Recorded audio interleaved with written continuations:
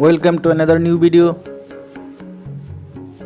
In this video you will see how to pick Zarchiver access denied.